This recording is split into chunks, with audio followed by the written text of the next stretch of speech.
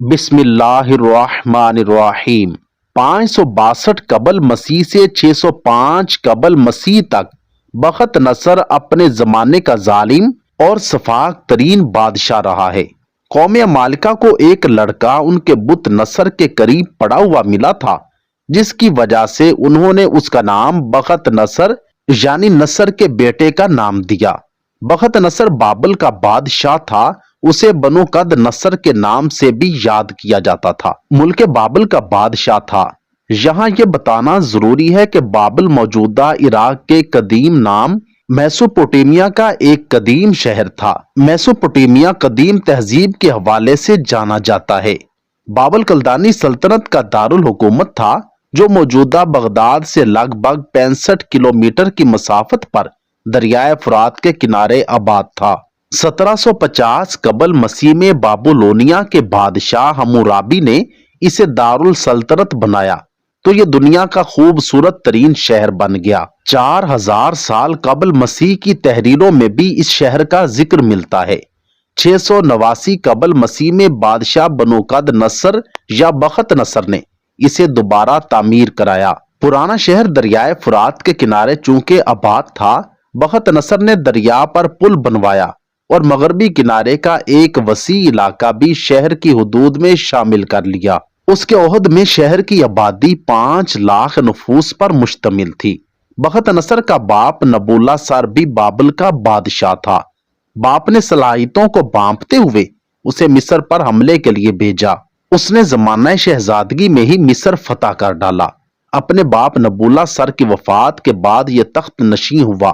اس کے عہدے سلطنت میں زیادہ تر دولت بابل کی قلعہ بندی اور تعمیرات پر خرچ ہوتی رہی۔ اس کا محل عجوبہ تھا۔ اس کے تعمیر کردہ معلق باغات دنیا کے 7 قدیم عجائبات میں دوسرے نمبر پر شمار ہوتے ہیں۔ ایک روایت کے مطابق اس نے یہ باغات اپنی ملکہ شاہبانو کی خوشی کی خاطر تعمیر کروائے تھے، کیونکہ وہ ہر وقت اپنے ملک کی سرسبز و شاداب وادیوں کو یاد کرتی رہتی تھی۔ 80 فٹ بلند یہ باغات معلق نہ تھے، بلکہ ایک ایسی جگہ لگائے گئے تھے جو درجہ بدرجہ بلند ہوتی ہوئی 350 فٹ تک پہنچ گئی تھی۔ ان باغات کے علاوہ بنو نصر کے زمانے میں بابل علم و ادب اور تہذیب و تمدن کا بڑا مرکز بھی مانا جاتا تھا۔ 6 صدی عیسوی میں جب بنی اسرائیل کی بدعمالیاں بہت زیادہ بڑھ گئیں، ان پر خدا کی طرف سے یہ عذاب آیا کہ بخت نصر نے بہت بڑی فوج کے ساتھ بیت المقدس پر حملہ کر دیا اور شہر کے 1 لاکھ باشندے کو قتل کر دیا اور 1 لاکھ کو ملک شام میں ادھر ادھر بکھیر کر آباد کر دیا۔ 1 لاکھ کو گرفتار کر کے لونڈی اور غلام بنا لیا۔ حضرت عزیر علیہ السلام بھی انہی قیدیوں میں تھے۔ اس کے بعد اس بادشاہ نے پورے شہر بیت المقدس کو توڑ پھوڑ کر مسمار کر دیا، بالکل ویران بنا ڈالا، کچھ ادھر ادھر بکھیر کر آباد کر دیا۔ کچھ دنوں کے بعد حضرت عزیر علیہ السلام جب کسی طرح بخت نصر کی قید سے رہا ہوئے تو ایک گدھے پر سوار ہو کر اپنے شہر بیت المقدس میں داخل ہوئے اور اپنے شہر کی ویرانی و بربادی دیکھ کر ان کا دل غمگین ہو گیا اور وہ رو پڑے۔ چاروں طرف چکر لگایا مگر انہیں کسی انسان کی شکل نظر نہ آئی۔ ہاں البتہ یہ دیکھا کہ وہاں کے درختوں پر خوب زیادہ پھل آئے جو پک کر تیار ہو چکے ہیں، مگر کوئی ان پھلوں کو توڑنے والا نہیں ہے۔ یہ منظر دیکھ کر نہایت ہی حسرت و افسوس کے ساتھ بے اختیار آپ کی زبان مبارک سے یہ جملہ نکل پڑا کہ اس شہر کی ایسی بربادی اور ویرانی کے بعد بھلا کس طرح اللہ تعالیٰ اس کو آباد کرے گا۔ اس قدر ویرانی دیکھ کر آپ علیہ السلام نے تعجب سے کہا، انا یحیی ھذہ اللہ بعد موتہا، اللہ انہیں ان کی موت کے بعد کیسے زندہ کرے گا۔ یہ فرمانے کے بعد آپ علیہ السلام نے اپنی سواری کسی جگہ باندھی اور آرام کی غرض سے لیٹ گئے۔ یہ صبح کا وقت تھا۔ اس دوران آپ کی روح قبض کر لی گئی اور آپ علیہ السلام 100 سال کی نیند سو گئے، نیز آپ کا گدھا بھی مر گیا۔ اس عرصے میں آپ علیہ السلام لوگوں کی نگاہوں سے پوشیدہ رہے۔ 100 سال بعد آپ کو شام کے وقت زندہ کیا گیا۔ اللہ عز و جل نے آپ سے فرمایا، تم کتنے دن سے یہاں ٹھہرے ہوئے ہو؟ آپ علیہ السلام نے عرض کی، 1 دن یا اس سے بھی کچھ کم وقت، کیونکہ آپ علیہ السلام کا یہ خیال تھا کہ یہ اسی دن کی شام ہے جس کی صبح آپ آرام کرنے کے لیے لیٹے تھے۔ اللہ عز و جل نے فرمایا تم یہاں 100 سال سے ٹھہرے ہوئے ہو، اپنے کھانے پینے کی چیزیں دیکھو ویسی ہی صحیح سلامت ہیں، اور اپنا گدھا دیکھو کس حال میں ہے۔ جب آپ علیہ الصلوۃ والسلام نے کھجوریں اور انگور کا رس دیکھا تو واقعی دونوں کی تازگی میں کوئی فرق نہ آیا تھا، جبکہ گدھا بالکل گل سڑ گیا تھا اور اس کے اعضاء بھی بکھر گئے تھے، صرف سفید ہڈیاں ہی نظر آ رہی تھیں۔ دیکھتے ہی دیکھتے گدھے کے اعضاء جمع ہو کر آپس میں ملنے لگے، ہڈیوں پر گوشت اور کھال آ گئی اور گدھا زندہ ہو کر آواز نکالنے لگا۔ قدرت خداوندی کا یہ شاندار و بے مثال نمونہ دیکھتے ہی آپ علیہ الصلوۃ والسلام کی زبان مبارک پر جاری ہو گیا کہ میں خوب جانتا ہوں کہ اللہ عز و جل ہر چیز پر قادر ہے۔